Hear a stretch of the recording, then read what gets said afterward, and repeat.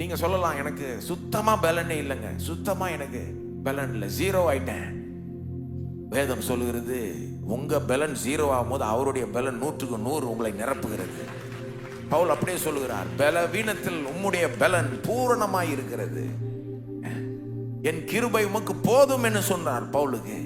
இன்றைக்கு உங்களுக்கும் அதே தான் சொல்லுகிறார் உங்களை பார்த்து, அவருடைய கிருபை உங்களுக்கு போதும். தேவன் உங்களை பார்த்து சொல்லுகிறார், என்னுடைய கிருபை உனக்கு போதும். அவர் நமக்கு போதுமானவராய் இருக்கிறார். அவர் பெரிய தேவன் பாருங்க. இன்றைக்கு அவரை நம்ம பெருசுபடுத்தணும், அவரை மகிமைப்படுத்தணும். நம்முடைய எண்ணங்களில் அவரை பெருசாய் எண்ண வேண்டும்.